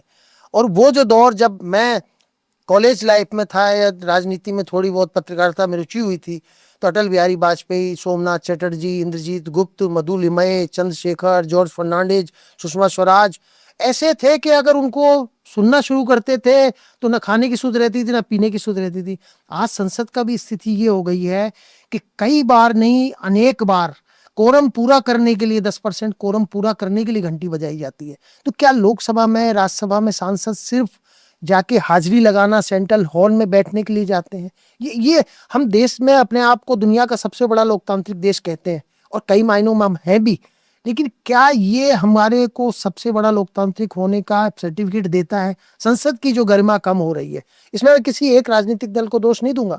ये संसद में जो हम सांसद या विधायक जा रहे हैं, उनका उद्देश्य शायद सांसद या विधायक बनना ज्यादा रह गया है और देश की और राज्य की समस्याओं पर चर्चा करके उसका हल निकालना उद्देश्य कम हो गया। देखिए, ऐसा नहीं है, कई सांसद, कई विधायक ऐसे भी हैं जो विचार भी करते हैं, संवाद करने में भी सक्षम है और अपनी डिबेट्स में भी अपनी काबिलियत साबित कर सकते हैं। लेकिन जब आप सिनेरियो बन जाए शाउट आउट का, तो कोई भी संजीदा व्यक्ति अपनी एनर्जी को वहाँ पर यूज़ नहीं करना चाहेगा, क्योंकि आप कुछ बोलना चाह रहे हैं, सुना नहीं जा रहा है, वो सुना नहीं जा रहा। अब आप देखिए ना, आजकल क्या हो रहा है, छोटे छोटे रील्स चलते हैं, क्या समझ आता है उसमें? जब तक आप बात को पूरी तरह से समझेंगे नहीं तो आप उसका इंटरप्रिटेशन भी नहीं कर सकते। तो ऐसी अवस्था में ये सिर्फ भारत में ही नहीं, सब जगह हो गया और इसके लिए कुछ हद तक टेक्नोलॉजी भी दोषी है। और टेक्नोलॉजी को मैं बार बार दोष इसलिए देती हूँ कि अगर आप पार्लियामेंट में भी जा रहे हैं, मान लीजिए, तो आपने देखा होगा कि जिस भी व्यक्ति ने वहाँ पर अपना डिबेट दिया है, अगर अच्छे से उसे सुना जा रहा है तब तो ठीक है, नहीं तो अधिकांश समय तो आपको लग रहा है वो सही बोल रहा है तो दूसरी तरफ से उसको दबाने का प्रयास किया जाएगा। तो ये परिस्थितियाँ इससे निर्मित हो गई कि कुछ हद तक कॉन्स्टिट्यूएंट्स की भी जिम्मेदारी होनी चाहिए कि जो हमें रिप्रेजेंट कर रहे हैं वो हमारा प्रतिनिधित्व किस प्रकार से कर पाते हैं। पहले आपको ध्यान है कि जो सांसद, जिस समय की आप जिस दौर की बात करें, हालांकि मैं भी उस दौर की नहीं हूँ, लेकिन पढ़ते हैं हम इतिहास में कि हर जो रिप्रेजेंटेटिव होता था, चाहे किसी भी हाउस का हो, उसकी जनता ये उम्मीद करती थी कि वो अपने मुद्दों पर वहाँ पर विमर्श करे, वहाँ पर अपनी बात को उठाए। आज कितने लोग पूछते हैं कि आपने हमारे मुद्दे को उठाया कि नहीं उठाया? तो ये भी एक कमी है। तो ये सारी चीज़ें कैसे चलती हैं कि ये सब अब एक दूसरे को रेसिप्रोकेट करते हैं। तो कमी कुछ स्तर पर वहाँ भी आई है और कमी कुछ स्तर पर ये भी है कि जनता भी अकाउंटेबिलिटी को सुनिश्चित नहीं करना चाह रही है, क्योंकि हर व्यक्ति को अब समझ में आ गया है कि चुनाव लड़ने के लिए मुद्दों से ज़्यादा तात्कालिक वातावरण निर्भर करता है और चुनाव लड़ने के लिए मसल पावर, मैन पावर, ये ज़्यादा इम्पोर्टेंट हो गया। आपको ध्यान है जब देश आज़ाद हुआ था, आप सो मेरे से भी ज़्यादा इन चीज़ों में गंभीर हैं और आपने मुझसे ज़्यादा पढ़ा है। उस समय क्यों कहा था कि अदल फ्रेंचाइज सबको दे देंगे? इसलिए कहा था कि उस समय अशिक्षित भारत के लोगों पर भी हमारे जो नेता थे जिन्होंने स्वतंत्रता का आंदोलन लड़ा था, उन्होंने उन पर विश्वास किया था, भरोसा किया, और इस भरोसे पर वो जनता भी खरी उतरी और नेता भी खरे उतरे। लेकिन शहने जिस तरह की, अब मैं वैसा शब्द तो क्या इस्तेमाल करूं, मैं खुद सियासत का हिस्सा रही हूँ, लेकिन शहने जिस तरह के हथकंडे अपनाए जा रहे हैं उसमें लोकतंत्र खोखला होता जा रहा है। और जब लोकतंत्र खोखला होता है ना, तो फिर समझ में नहीं आता कौन जीत रहा है और कौन हार रहा है, और फिर जनता भी नहीं समझ पाती कि उसने क्या निर्णय ले लिया। तो ये परिस्थितियां बहुत ही जटिल हैं। नहीं, कौन जीत रहा है कौन हार रहा है तो तय है। आज की राजनीति को हम देख के कह सकते हैं कि नेता जीत रहे हैं, जनता हार रही है। और ऐसे भी उदाहरण हैं कि जो नेता संसद में गंभीर नहीं है, ना भाषण देते हैं, लेकिन चुनाव के समय उनको मैनिपुलेशन आता है, चुनाव जीतने के हथकंडे आते हैं। और राजनीतिक टकराव जो बढ़ने का मुख्य कारण यही है कि हर राजनीतिक दल का उद्देश्य एकमात्र सत्ता हासिल करना है। वो सत्ता कैसे भी येन केन प्रकारेण जोड़ तोड़ करके हासिल की जाए, चाहे जातिवाद पे की जाए। राजनीति में भी आपने देखा होगा, 25 साल से आप रही हैं वह, कई उसका समितियों का आप हिस्सा रही होंगी, कि जब चुनाव का मौका आता है तो फिर जातिवाद देखा जाता है। ये कितना पैसा खर्च कर सकता है, इसके पास कितनी टीम है। कोई कार्यकर्ता जिसने 10 साल 15 साल संघर्ष किया है, बहुत से लोगों को टिकट इसलिए नहीं मिल पाता है कि उनके पास साधन नहीं है। या आपने जैसे 1918 का उदाहरण दिया, 1923 का उदाहरण, 2023 का उदाहरण दिया, 2018 का उदाहरण दिया कि चुनाव में आप जीतते जीतते हार गई। मतलब लोगों मतदाताओं का रुझान आपकी तरफ था, लेकिन वो परिस्थितियां ऐसी बनी, वो मैनिपुलेशन हो, साजिश हो, षड्यंत्र हो, जब ये चीजें इतनी हावी होती जा रही हैं और नजर आने लगी हैं। आज से 30 साल पहले मीडिया इतना प्रभावी नहीं था, यूट्यूब चैनल नहीं थे, लोगों को पता नहीं चलता था। आज जब ये पता चल रहा है और एक तरफ हम वोटिंग बढ़ाने की बात करते हैं, चुनाव आयोग कहता है कि 100% पोलिंग होनी चाहिए, तो ऐसे में बहुत से मतदाता हैं कि यार यही राजनीति है तो हमको वोट देने कर क्या करना है, इसको जिताओ या इसको जिताओ। दोनों पार्टियां एक सा व्यवहार संसद में कर रही हैं। देखिए, यही तो चीज़ है ना कि जब जो मतदाता है उसके मन में अगर अरुचि पैदा हो जाती है, दुष्परिणाम तो होता ही है ना, बोगस वोटिंग फिर हो जाती है। अब किसी पर दोषारोपण तो नहीं किया जा सकता कौन क्या कर रहा है, क्योंकि जब तक आप सब्सटेंशिएट नहीं कर सको तब तक किसी चीज़ पर आरोप नहीं लगाना चाहिए। लेकिन मैं तो इतना समझती हूँ कि जब तक जनता ये नहीं समझेगी कि हम चयन जो कर रहे हैं, हम एक इंसान का चयन कर रहे हैं। ठीक है, आप विचारधारा से जुड़ा हो सकता है व्यक्ति, सिंबल उसका हो सकता है, लेकिन यदि आप सिंबल को वोट दे रहे हो, आप व्यक्ति नहीं देख रहे हो, तो फिर इससे बड़ा ब्लंडर नहीं हो सकता। क्योंकि काम जो होता है ना, आप किस लिए चुनाव लड़वा रहे हो, जिता रहे हो, अच्छे प्रतिनिधि चुनने के लिए। आपका रिप्रेजेंटेटिव हो, आपको रिप्रेजेंट कर सके, आपकी बात उठा सके, आपके मुद्दों का समाधान कर सके, आपके जो वर्षों से विकास नहीं है उसको कर सके। अगर इन मुद्दों पर वोट नहीं पड़ रहा है और आपने कहा जाति धर्म के आधार पर वोट डाला जा रहा है, या फिर यूँ समझ लीजिए कि मैनिपुलेशन हो रहा है किसी भी तरीके से, और वो भी 2-4 दिन में ही हो जाता है, तो फिर ये लोकतंत्र को बहुत बड़ा आघात है। और ये मुद्दा सिर्फ राजनीतिक पार्टी के लिए, जनता का नहीं होना चाहिए, आम जनता के लिए होना चाहिए। तो आपने कहा कि जनता हार रही है, जनता नहीं हार रही है। अगर जनता जागरूक हो तो जनता हार नहीं सकती। लेकिन समस्या यह है ना, मैंने आपसे कहा ना कि हर व्यक्ति विवेकशील है, क्योंकि उसे लगता है कि जो मैं सोच रहा हूँ वही श्रेष्ठ है, और उस सोच के आधार पर अगर वोट करने जा रहा है तो भाई उसके विवेक पर कोई प्रश्न चिन्ह लगाया जा सकता। नहीं, वो प्रश्न चिन्ह तो डेमोक्रेसी में मतदाता सबसे बड़ा राजा होता है। पर जो आपने बात कही उसका मतलब ये है कि कई बार व्यक्ति को लगता है कि कैंडिडेट तो अच्छा है लेकिन पार्टी ठीक नहीं है। ये भी हो सकता है कि कैंडिडेट तो उसको अच्छा लग रहा है लेकिन पार्टी, वो दूसरी पार्टी को वोट देना चाहता है। तो ये क्या जो हमारी राजनीतिक व्यवस्था है, जो चुनाव चिन्ह पे, जैसे सरपंच का चुनाव होता है वो बिना सिंबल पे होता है, उसमें एक ही पार्टी के 2-2 लोग खड़े हो जाते हैं, भाई जिसको लोग ज्यादा चुनेंगे। इसमें है कि आपके जो आला कमान पार्टियों के होते हैं, कई बार ऐसी परिस्थितियां, जैसे आपने उदाहरण दिया कि अगर मालवीय नगर छोड़ के आप हवा महल से लड़ी होती तो शायद आज की स्थिति में एमएलए होती। कई बार लगता है हमको कि भाई ये जो परिस्थिति है, और वहां कांग्रेस फिर सीट नहीं निकाल पाई, और आप होती तो क्या सीट निकलती। ये एक सीट का सवाल नहीं है, ये पूरे देश का जो हमारा भौगोलिक चित्र है उसमें ये परिस्थितियां हर राज्य में कमोबेश कम और ज्यादा है। तो इसके सुधार में क्या ऐसी चीज हो सकती है कि जो राजनीतिक दल करें तो वो राजनीति के स्तर को बढ़ाने के लिए अच्छा रहे। देखिए, हर अब पार्टी है, उसकी विचारधारा है, और विचारधारा ज़्यादा उसके प्रोग्राम्स होते हैं, उसका मैनिफेस्टो होता है, सब कुछ होना चाहिए, लेकिन मैनिफेस्टो कोई देखता ही नहीं है। और आजकल जो रिजिडिटी आई है ना, वो आइडियोलॉजी पर आ गई है, और ये सिर्फ हमारे यहाँ ही नहीं है, ये वैश्विक स्तर पर है।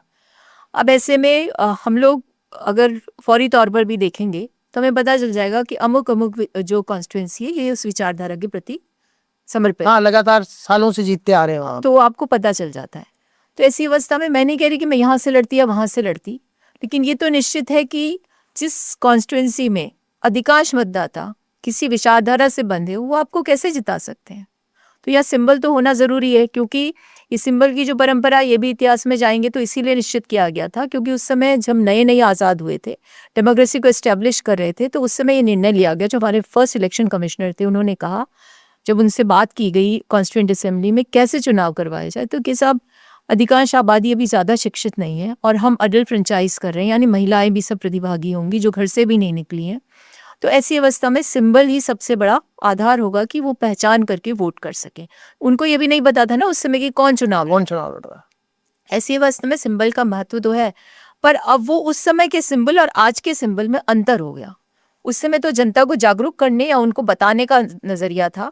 इस समय ये हो गया कि लोग उसको अपने इंक्लिनेशन इस तरह से कर लिया कि कैंडिडेट को अब नहीं देख रहे, जबकि कैंडिडेट को वो जानते हैं। ऑपोजिट हो गया इस समय।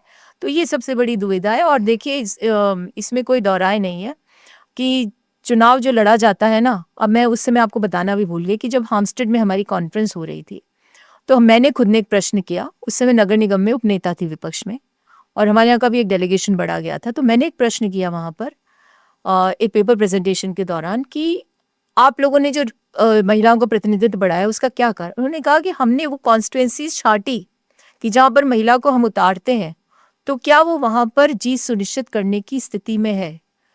तो वहाँ पर ये ऐसे पैरामीटर्स सेट किए गए कि इनको आगे बढ़ाने के लिए हमें ऐसे डेजिग्नेटेड सीट्स डिसाइड करने पड़ेंगे जहाँ ये जीत सकती है, ताकि इनकी रुचि बढ़ सके। अब टोकनिज्म नहीं रहा वहाँ पे।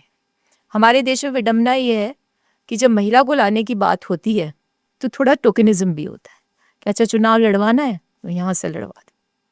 पर हमें इसमें कोई दुख नहीं है, क्योंकि मैं फेमिनिस्ट तो नहीं हूँ, लेकिन मैं मानती हूँ कि आप किसी क्षेत्र में अगर आप सक्रिय हैं तो फिर आप विभेद नहीं होना चाहिए पुरुष या महिला का।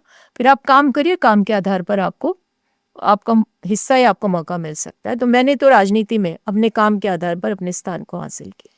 देखिए, राजस्थान की बात करें तो 1993 के बाद ऐसा मौका नहीं आया कि जब एक सरकार रिपीट हुई हो। मतलब एक बार कांग्रेस एक बार बीजेपी, 30 साल से चल रहा है।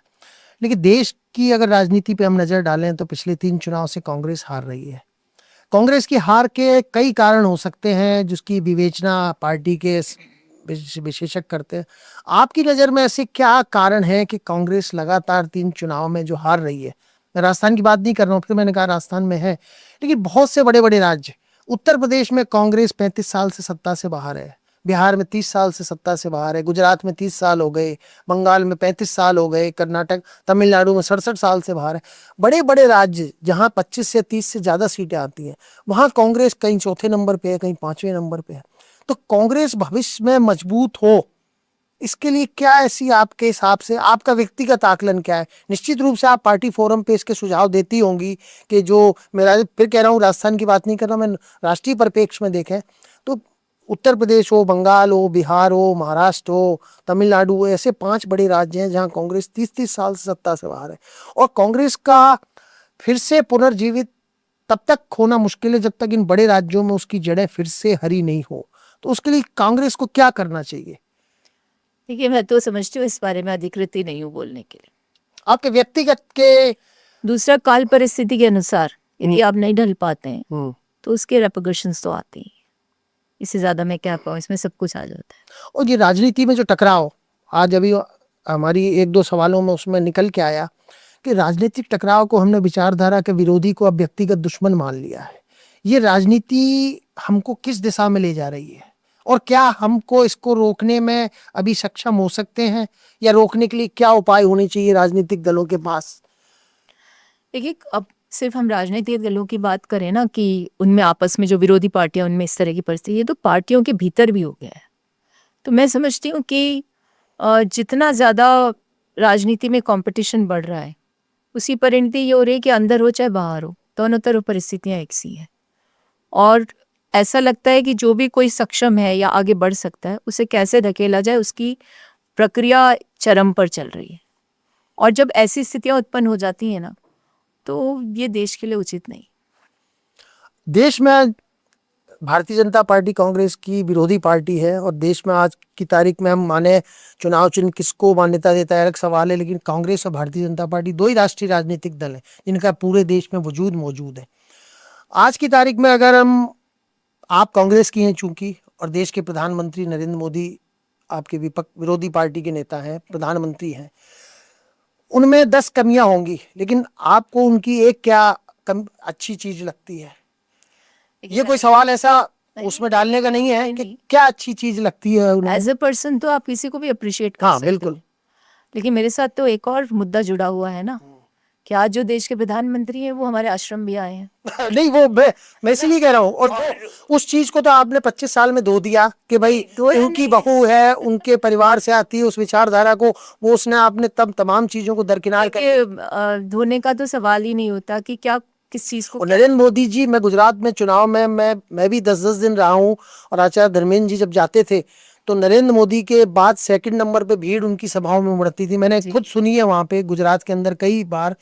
तो क्या उनमें एक ऐसी खूबी लगती है आपको कि जो विचारधारा, और इसकी बात हम छोड़ देते हैं, कि क्या ऐसी चीज खूबी लगती है कि जो बाकी राजनेताओं में होनी चाहिए? देखिए, मैं उनको व्यक्तिगत रूप से भी जानती हूँ, और आपको ध्यान होगा कि जब आचार्य जी ब्रह्मलीन हुए तो वो अपनी सारी जिम्मेदारी मेरे पति जो आज पीठाधीश है सोमेंद्र जी महाराज, उनको दे करके गए, और उस समय योगी जी ने आके उनका पीठाभिषेक किया। तो मैं स्पष्ट इसलिए कर रही हूँ कि मैं किसी व्यक्ति के बारे में इसलिए कह सकती हूँ कि मैं जानती हूँ, इसलिए नहीं कि मैंने सुना है या एज ए प्राइम मिनिस्टर उनको देखा है। मैं एक चीज कह सकती हूँ उनके लिए कि जो आचार्य जी के प्रति उनकी श्रद्धा थी, वही श्रद्धा वो शायद हर उस व्यक्ति के प्रति रखना चाहते हैं जो देश में धर्म के प्रति आसक्त है। तो मैं खुद एक स्पिरिचुअल महिला हूँ, और मैंने ये मेरे पिता से सीखा है कि आप कहीं भी चले जाइए, कितने भी ऊंचे पद पर पहुंच जाइए, और कुछ भी हासिल कर लीजिए अपने आधार पर या किसी के द्वारा उपलब्ध करवाने पर, लेकिन अपने धर्म को नहीं भूलना चाहिए। और बस मैं इतना जानती हूँ कि आप कितने भी बड़े राजनेता बन जाओ, आप किसी भी पद पर पहुंच जाओ, लेकिन अपने गुरुओं के प्रति श्रद्धा रखनी चाहिए जो मैंने उनमें देखी।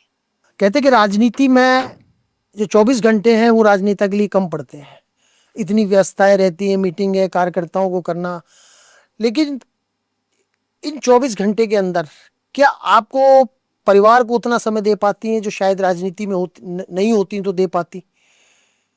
क्या वो घर के आप काम कर पाती हैं कि जो एक सामान्य गृहिणी कर पाती है?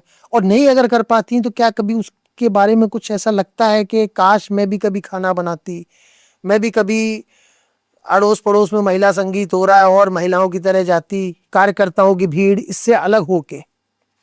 देखिए, टाइम कंस्ट्रेंट तो हो ही जाता है, क्योंकि आप सार्वजनिक जीवन में आते हैं तो आपका जीवन सार्वजनिक हो जाता है पूरी तरीके से। इन ऐसा नहीं है कोई आपसे ये कहता हो कि साहब मैं परिवार में खाना नहीं बनाती या बनाता। नहीं, मेरा सवाल मैं नहीं कह रहा बनाती, लेकिन बहुत सी चीजें छूट जाती है। मतलब एक चीज बता रही हूँ आपको कि अमूमन लोग इसको ज्यादा प्रिटेंड भी करते हैं। अगर आपकी डिसिप्लिन लाइफ है तो आप हर चीज के लिए समय निकाल सकते हैं। आपको जब बच्चे छोटे होते हैं, आपको ध्यान है मैंने जब चुनाव लड़ा था तो मेरा बेटा 2.5 महीने का था। 2.5 महीने का।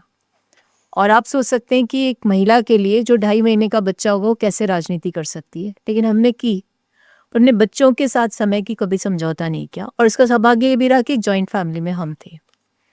तो बच्चों का लंच बॉक्स बनाना मेरी जिम्मेदारी थी, बच्चों को समय पे स्कूल भेजना मेरी जिम्मेदारी रही, बच्चों के करियर के साथ कोई कॉम्प्रोमाइज़ नहीं होना चाहिए, मेरी जिम्मेदारी रही है और रहनी भी चाहिए हर माँ की। क्योंकि आप कितना भी बातें कर लें कि पिता का भी उतना ही दायित्व है, एक जो बॉन्डिंग होती है ना बच्चे और माँ में, उसका विकल्प नहीं हो सकते फादर। और मेरा तो सौभाग्य है कि मेरे परिवार में हर सदस्य ने अपनी भूमिका अच्छे से निभाई है।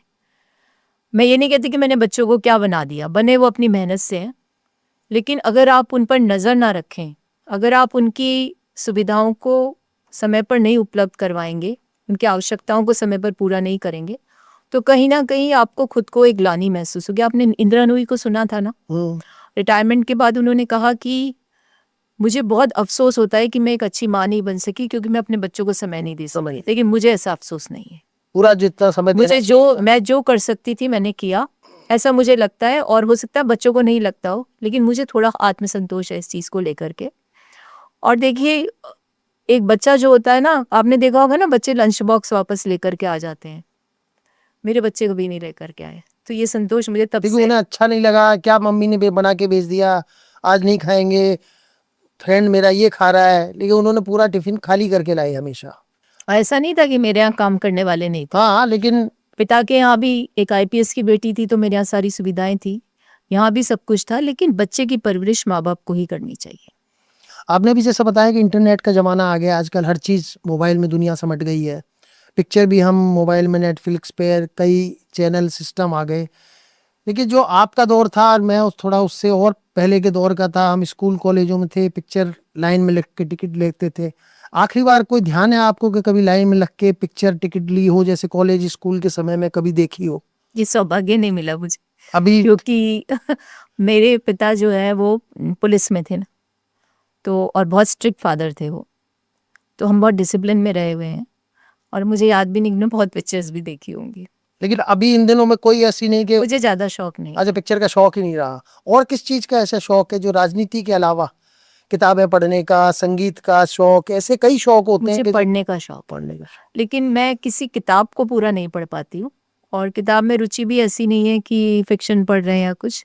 हाँ, थोड़ी ब्रायन वाइसेस को काफ़ी पढ़ा है, और कुछ ऐसी किताबें पढ़ती हूँ जिसमें थोड़ी स्पिरिचुअलिटी हो, और मेरे एक रूटीन भी है लाइफ का, जो मेरे घर वालों को भी थोड़ा अखरता है।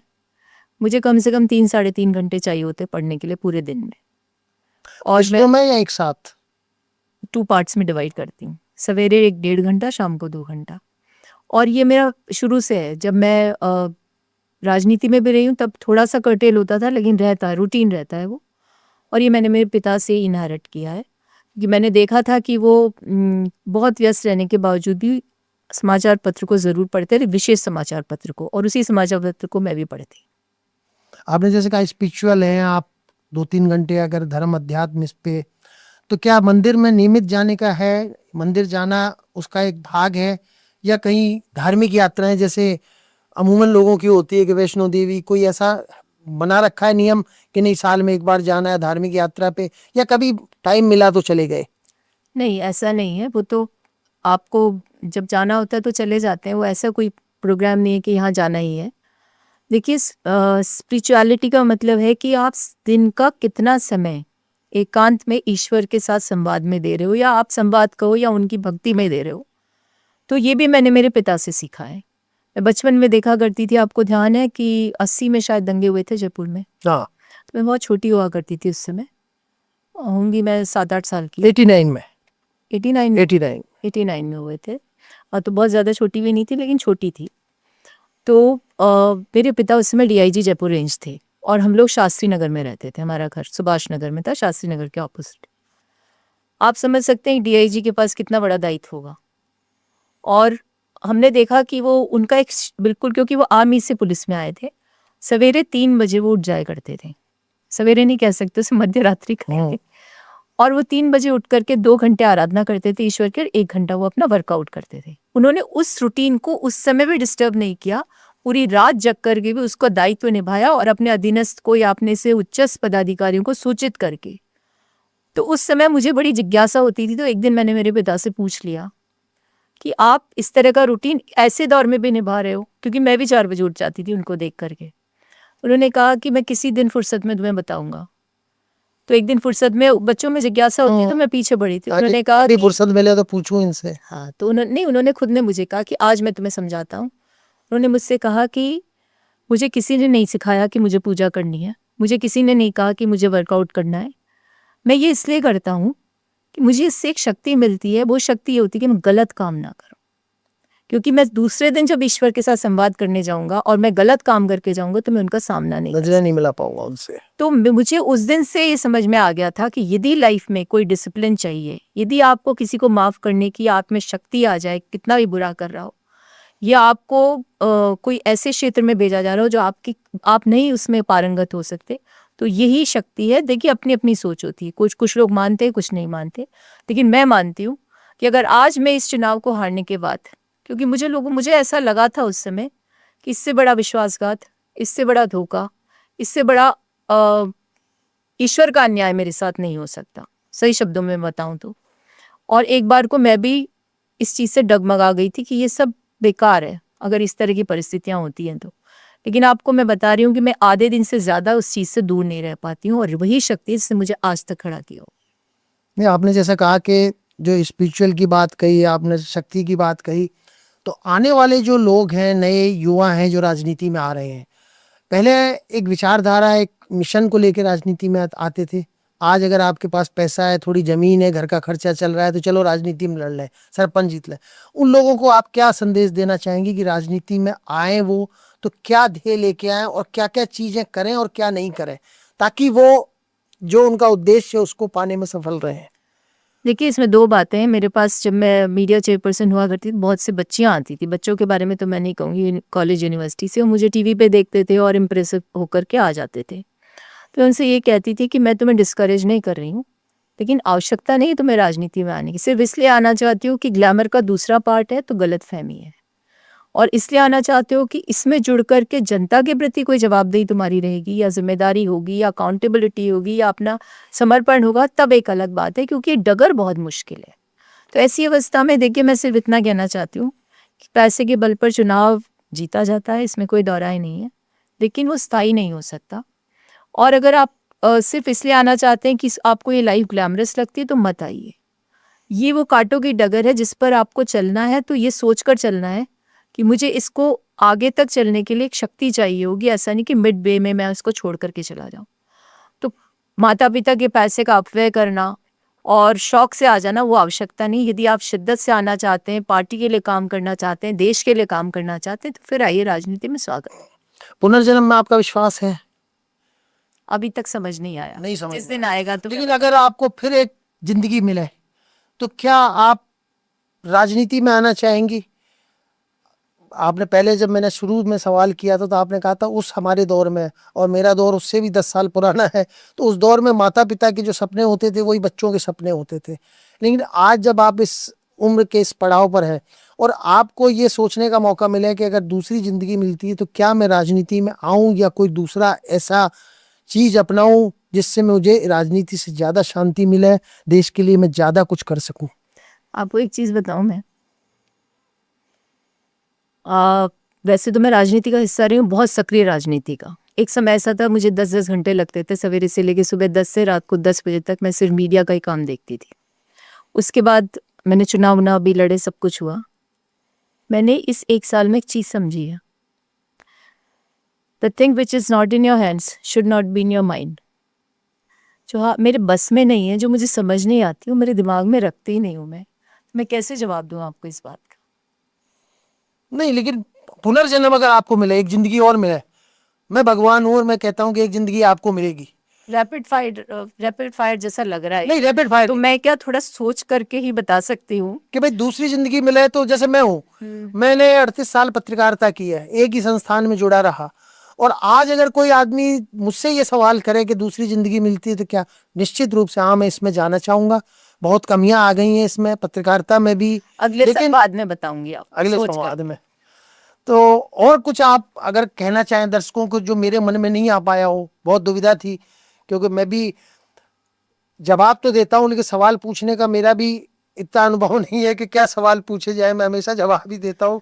तो ऐसा और कोई चीज जो इस अपने 1 घंटे के वार्तालाप में रह गई हो और जो आपको लगता हो कि राजनीति में, धर्म में, अध्यात्म में, नई पीढ़ी के लिए जो भी आप कहना चाहें, क्योंकि ये एक इंटरव्यू नहीं है, ये एक ऐसी बात है कि जो बहुत से अनछुए पहले, जिसमें मुझे भी बहुत सी चीज़ें नहीं पता थी आपके बारे में, सुनते थे कि ऐसी हैं, फायर ब्रांड है, टीवी पे देखा करते थे, लेकिन आज जब बैठ के बातचीत करने का अवसर मिला तो ये जानने का हुआ कि राजनीति को हम जो बाहर से देखते हैं, राजनीति वैसी नहीं है, और जो राजनीति में ग्लैमर, पैसा, पद, चगमगाहट, वो चीज़ों को पाने के लिए कितना संघर्ष करना पड़ता है, और विरोधी लोगों से लड़ने की बजाय कितना अपने लोगों से पहले घर में लड़ना पड़ता है।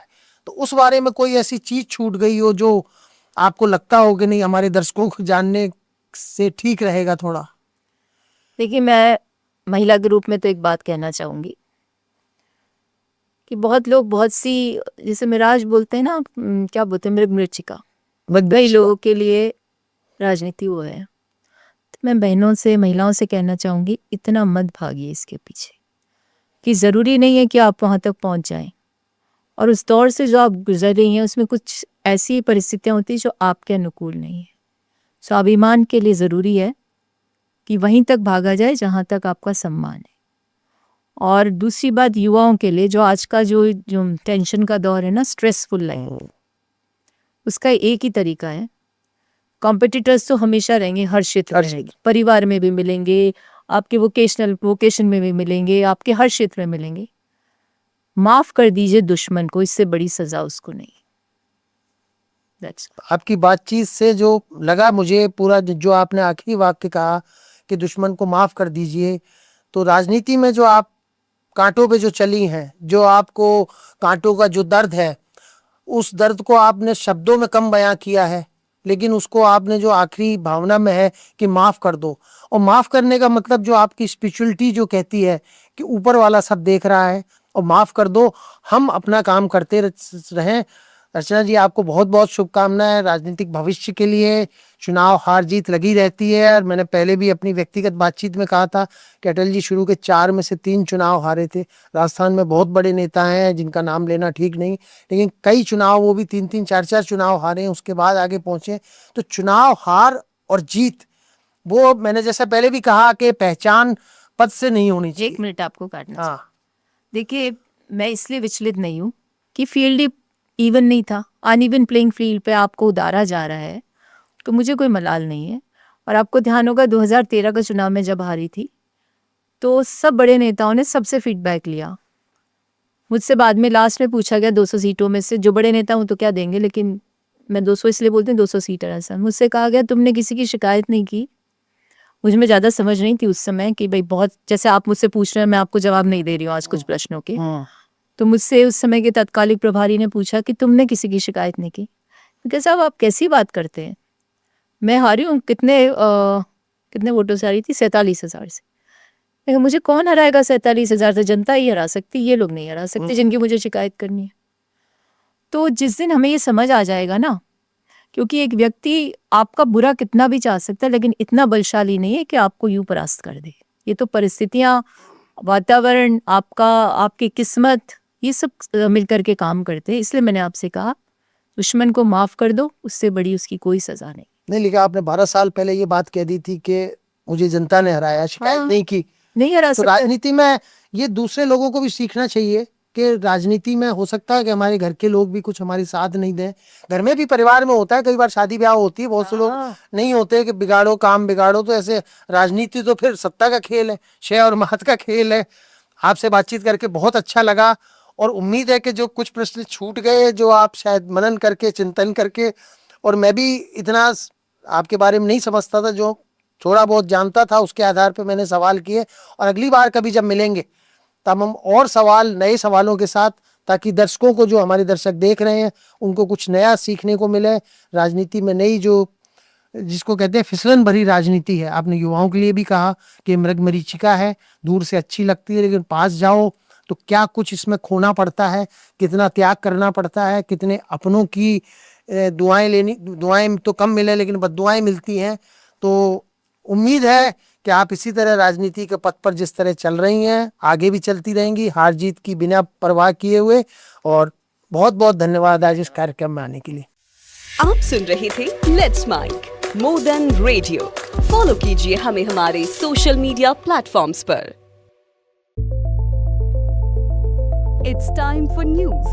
It's time for more than radio. Presenting the first radio news app, Let's Mic.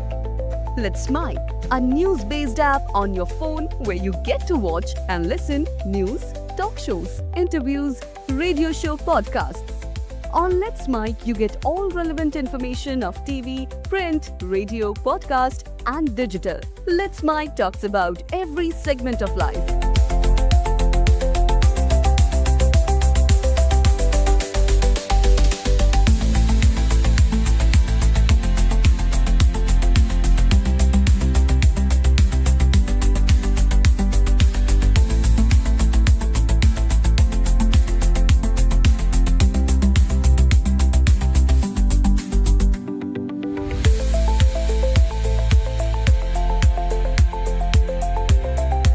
Let's Mic is not just a revolutionary idea. Download the app now from Play Store. Available both on Android and iOS mobile phones.